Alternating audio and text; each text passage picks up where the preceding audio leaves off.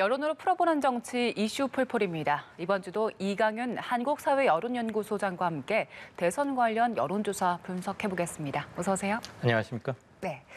자, 이제 각 당의 대선 후보들이 조금씩 결정이 되고 있죠. 민주당은 이재명 경기지사가 그리고 정의당에선 심상정 전 대표가 대선 후보로 확정이 됐는데 이렇게 대선 후보들이 조금씩 정해지다 보니 여론조사도 사자 가상 대결로 진행이 됐죠. 예. 자, 일단 국민의힘에서는 아직 후보가 결정되지 않았기 때문에 저희가 윤석열 전 총장이 포함된 결과 그리고 홍준표 의원이 포함된 결과로 진행을 했습니다. 자, 먼저 윤석열 전 총장이 포함된 조사인데요. 자, 지금 보시는 것처럼 이 지사와 윤 전 총장 불과 0.3%포인트 차이로 팽팽한 모습을 보이고 있고요. 다음은 홍준표 의원이 포함된 결과를 좀 보겠습니다. 자, 이번에는 홍준표 의원이 포함된 결과인데요. 이재명 지사가 오차범위 밖에서 앞서고 있는 모습입니다. 일단 그 민주당 대선 후보가 확정이 된 뒤에 있었던 첫 번째 여론조사인데 그 이재명 지사가 결정이 됐지만 컨벤션 효과 같은 건 딱히 보이지 않는 것 같아요. 예. 이제는 뭐 상식적인 단어가 돼서 대부분 아시겠지만 컨벤션 효과라고 하는 게 원래 미국에서 정당 행사를 할 때 무슨 컨벤션 홀, 한국에도 많죠. 컨벤션 센터, 뭐 가족 모임, 뭐 대형 모임 이런 것들 하고 그런 걸 한번 하고 나면 상승 효과가 나타난다. 그래서 컨벤션 업, 뭐 컨벤션 이펙트, 컨벤션 효과 이러는데요. 전당대회가 가장 큰 모멘텀이 되겠죠. 그런데 아시겠지만 지난 10일 민주당 대선 본선에 갈 대선 후보가 결정이 됐는데 그날 3차 국민선거인단의 표심에서도 상당히 뜻밖의 쇼킹한 결과도 나왔고 간신히 턱걸이로 50.29%로 이재명 지사가 통과하면서 그리고 무효표를 어떻게 해석할 것인가를 두고 만 이틀 정도 조금 논란이 있었지 않습니까? 그래서 와 축하한다 뭐 이렇게 터트리고 지지율이 올라가는 이른바 컨벤션 효과는 누리지는 못했어요. 이제는 후보라고 불러야겠죠. 그랬고 그 다음 관심이 이제 국민의힘에서 어느 사람이 누가 후보가 될 것이냐인데 지금 오마이뉴스가 리얼미터 의뢰에서 11일, 12일 이틀간 조사한 걸 보면 이재명, 윤석열은 불과 0.3%포인트 차이입니다. 박빙입니다. 그렇죠. 박빙도 초박빙이라고 해야겠죠. 통계학으로 그리고 여론조사 기관 쪽에서는 저 정도 차이는 우열을 두지 못합니다. 않는 게 아니고 아예 못합니다.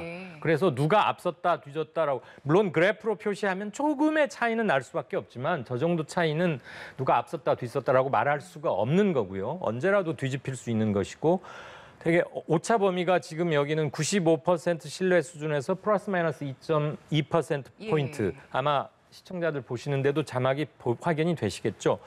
보통은 1,000명일 때 플러스 마이너스 3.1%포인트인데 이건 샘플이 커서 2,000명이었기 때문에 오차 범위가 좀 더 줄었습니다. 그래도 플러스 마이너스 2.2니까 위아래로 2.2씩이니까 4.4%포인트 안에 들어있을 때는 우열을 원래는 말해서는 안 된다 이런 뜻이거든요. 그런데 지금 두 사람 이재명, 윤석열은 0.3%포인트니까 그냥 딱 붙어 있다라고 보는 게 낫겠고 아까 이전 화면에 보니까 윤석열 대신에 홍준표 후보를 넣었을 때는 이재명 32, 홍준표 27.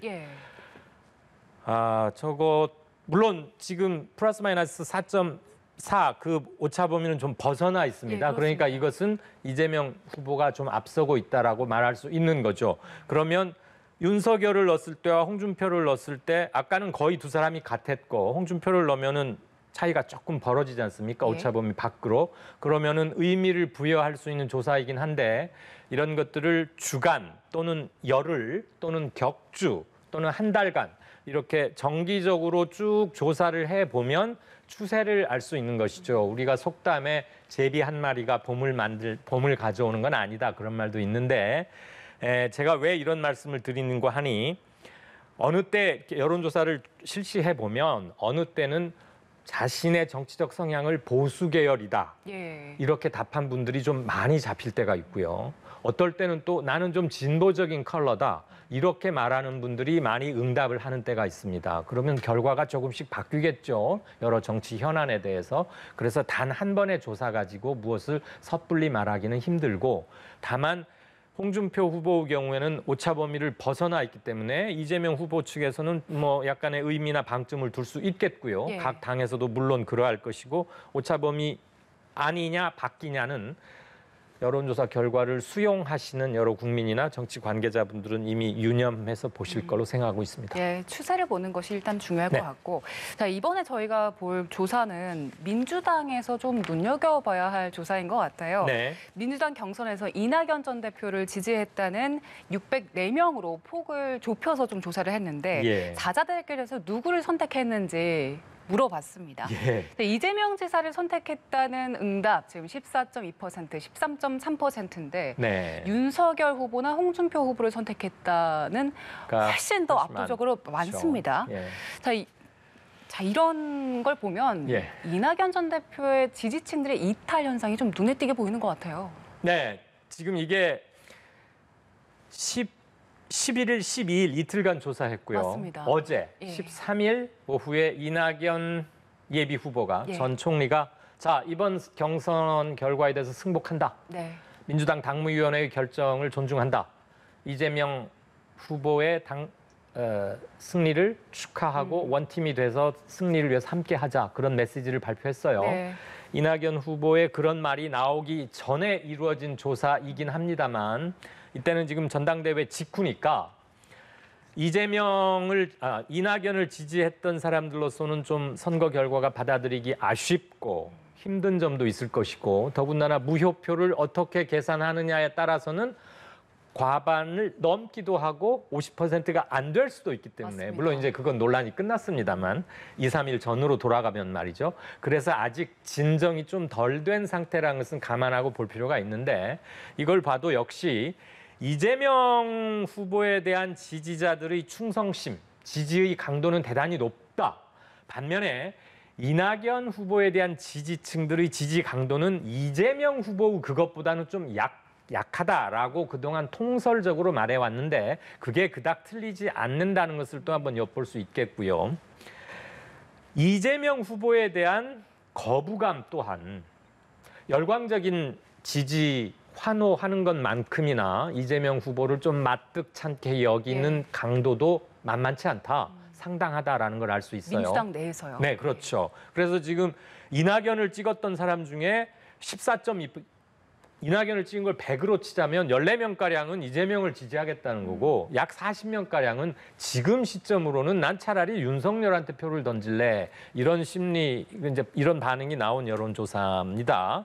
홍준표로 바뀌었을 때는 좀 줄죠. 그래도 역시 이재명에게 표를 주겠다는 것보다는 차라리 홍준표 쪽으로 가겠다는 게 2배가 넘어요. 예. 이것은 이재명 후보 측에서나 민주당 지지자들 그리고 크게는 범여권 또는 민주당 관계자들이 깊이 새겨볼 대목이라고 봅니다. 물론 이제 이런 조짐 같은 것은 알고는 있었을 겁니다.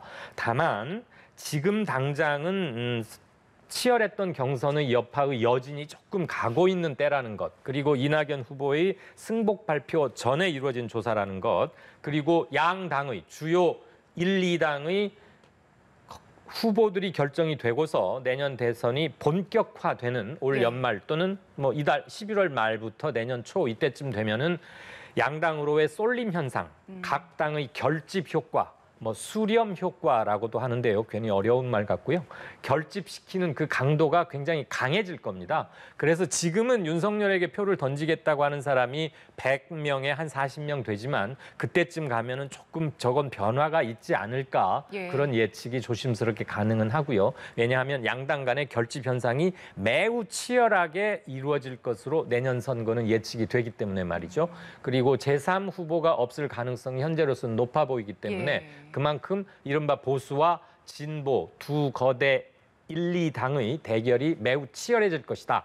그러면 심정적 지지자들 또는 잠재적 양당의 지지자들이 결국은 지금은 좀 고민도 하고 분한 마음에 서운한 마음에 이런 반응이 보일 수 있지만 저런 것들은 변화할 여지는 상당히 크다. 예. 변화할 가능성이 높다. 이렇게 조심스럽게 말씀드릴 수 있겠습니다. 네, 일단 이낙연 전 대표가 어제 수용 입장을 보이기도 했고 네. 오늘 또 캠프 해단식도 가졌기 때문에 예. 다음 주에 나오는 결과들은 조금 달라질 수도 조금 있을 그럴 것이다. 거고요. 네. 이제 자신을 지지했던 사람들에게 메시지를 적극적으로 내겠죠.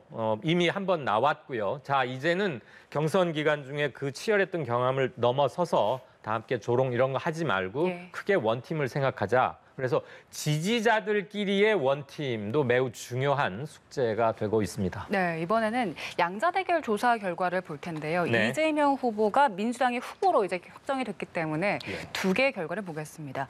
지금 결과를 보면 일단 이재명, 윤석열 했을 때는 이재명 후보가 앞서고 있고 홍준표, 이재명 이렇게 대결을 붙였을 때는 홍준표 후보가 앞서는 상황인데 예. 지금 양자 대결 봤을 때 네. 그 사자 대결 때보다는 홍준표 후보가 좀 그 움직임이 눈에 띄는 것 같아요. 그렇죠. 예. 그래서 헷갈리실 거예요. 도대체 뭘 믿어야 하지? 4명을 쭉 했을 때는 이재명이 1등이고 예. 뭐 윤석열 그다음에 홍준표가 조금 약한 것 같았고 이랬는데 어떻게 둘이씩 붙이면 오히려 홍준표가 앞서기도 해. 이거 뭐야? 그러는데 여론조사에 응답하는 분 모든 시민이나 국민들 되시겠습니다만 예. 그분들이 후보 이름을 쭉 불러줬을 때 응답하는 마음의 자세가 조금씩 달라져요. 이를테면 두 사람만 불러줬을 때 또는 지금은 이제 민주당은 후보가 정해졌습니다만 후보 정해지기 전에 민주당에 여러 후보가 있지 않습니까? 그걸 쭉 함께 불러줬을 때 그다음에 그룹별로 진보 그룹, 보수 그룹만 따로따로 불러줬을 때 그다음에 여야를 섞어서 함께 불러드리고 이 중에 골라보세요 하면은 조금씩 달라집니다. 그건 진보나 보수만 불러들이면 그 사람 내부에서의 호오 또는 뭐 선택 이런 걸 생각하다가 여야 후보를 섞어서 불러들이면 예. 본선 경쟁력을 아무래도 생각들을 하십니다. 그래서 나는 아무개 후보를 좋아하거나 지지하지만 여야 후보를 함께 불러들이고 누가 제일 적합하다고 보십니까? 그러면은 저쪽에서는 누가 될 것 같은데 그러면 내가 지지하는 정치 블록에서는 누가 나가는 게 맞겠다. 이렇게 마음을 고쳐 잡수는 분들도 적지 않다는 반증이죠. 이걸 보니까 이재명, 윤석열은 39대 35, 이거 오차 범위 이내지만 일단 이재명이 이기는 거. 예. 그런데 홍준표로 바꿔서 붙이니까 홍준표가 이기는 걸로 나와요. 그러면 홍준표가 항상 윤석열을 앞서거나 항상 그러느냐? 그건 또 아니었거든요. 이건 참고로 이건 11일부터 13일까지 3일간 조사한 거고요. 그거보다 한 2, 3일 빨리 조사했던 저희 한국사회여론연구소가 8일부터 9일 이틀간 조사한 걸 보면 이 자막에는 없습니다만 이재명 35.8, 윤석열 33.2 역시 오차범위 이내입니다. 예. 그리고 상당히 작은 편이죠, 차이가. 또 이재명 35.2, 홍준표는 33.0. 그래서 두 사람 이렇게 맞붙였을 때 각각의 차이가 2.6%포인트, 2.2%포인트니까 거의 차이는 비슷하다고 보면 되는 것이고요. 그런 조사에서는 이재명이 둘 다 이기는 걸로 나오기도 하고 지금 NBS 여기는 4개 여론조사 기관이 합쳐서 함께하는 건데 거기서는 이재명은 윤석열에 좀 강한 점이 있고 홍준표는 오히려 이재명에게는 홍준표가 강하다 이런 걸 볼 수 있습니다. 네, 미묘한 차이로 결과들이 좀 달라진다는 게 흥미로운 것 같습니다. 누구와 네. 붙이느냐, 보기를 어떻게 믹스해서 드리느냐에 따라서 조금씩 달라지고요. 네. 조사 시점이나 저 때의 메인 이슈가 무엇인가에 따라서도 조금씩 달라질 수 있고 일테면 후보가 정해지고 난 뒤라거나 대장동의 의혹 같은 게 막 커질 때 조사하면 당연히 반응이 조금 다를 수 있겠죠. 네. 그리고 마지막으로 보수 야권의 대선 후보 적합도를 좀 살펴보겠습니다. 네.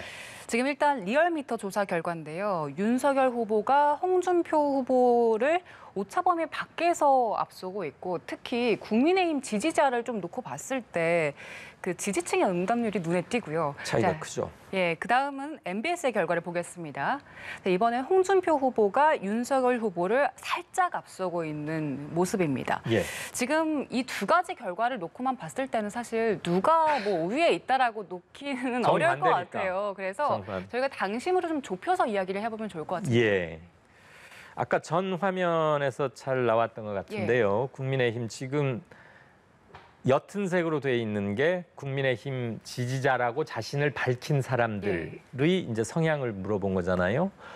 전체로 보면 윤석열 30대, 홍준표 25, 물론 오차 범위를 조금 벗어났지만 그렇게 큰 차이는 아니라고 볼 수 있어요. 그런데 국민의힘 지지자라고 자신의 정체성을 딱 밝힌 사람들은 54, 50%를 훨씬 넘겼습니다. 2명 중에 1명 이상이 윤석열을 고른다는 얘기예요. 그러면 국민의힘 사람들로만 놓고 후보를 고른다면 거의 게임이 끝난 거죠. 예. 그렇지 않습니까? 둘 중에 차이가 하나 많이 이상이니까. 예. 그래서 54대 30이니까 저건 뭐 비교할 수 없을 만큼 월등한 차이가 나는 건데 투표는 국민의힘 지지자들만 하는 건 아니잖아요. 그렇습니다. 그리고 일단 국민의힘도 자신들의 후보를 정할 때 당원들 의견 반절, 일반 국민들은 어떻게 생각하는가를 반절, 50%대 50대 50으로 해서 평균 내서 정하겠다는 거거든요. 그러니까 이 그래프로 보자면 두 개의 합산을 해야 되겠죠. 근데 저게 기계적 산술 평균, 윤순을 얘기로 들면 30.3 플러스 54.1 더해가지고 2로 나누면 산술 평균이긴 하지만 그가 한 번에 하는 것도 아니고요. 예. 다음번 조사 시점은 아직 조사가 이루어지지 않고 있어요. 11월 5일에 최종적으로 정해지는데 아마 그 며칠 전쯤 하겠죠. 그럼 11월 초에 무엇이 큰 이슈가 될 것인가? 그때 전국에서 그때 사람들이 입에 제일 많이 오르내리게 될 소재는 무엇일까? 대장동일까? 아니면 고발사주 문건일까? 아니면 우리가 지금 미처 생각하지 못한 다른 게 또 대두 될까? 또 지금 이 후보들이 계속 토론회를 거듭하고 있어요. 그러다가 뭔가 돌발적인 거거나 아주 세게 붙는 이슈가 나올 수도 있고요. 물론 이 흐름이 갑자기 크게 변하리라고는 생각지는 않습니다. 그러나 변화의 여지는 충분히 많다는 것. 그리고 앞으로 11월 초까지는 보름 이상의 시간이 남아 있는데 숫자의 변동 가능성은 얼마든지 있다. 다만 국민의힘 지지자라고 자신의 정치적 정체성을 분명히 밝힌 사람들 사이에서는 아직도 윤석열을 내세우는 정권 교체에 방점을, 액센트를 두고 있는 사람들이 좀 많다라는 건 읽을 수 있겠고요. 예. 당 밖에서는 홍준표 예비 후보가 상당한 강점을 상대적으로 보이고 있다라는 것을 두 여론조사기관의 조사치를 통해서 유추할 수 있겠습니다. 네, 고맙습니다. 오늘 이야기는 여기까지 나눠보겠습니다. 지금까지 이강윤 한국사회 여론연구소장과 함께했습니다. 고맙습니다. 고맙습니다.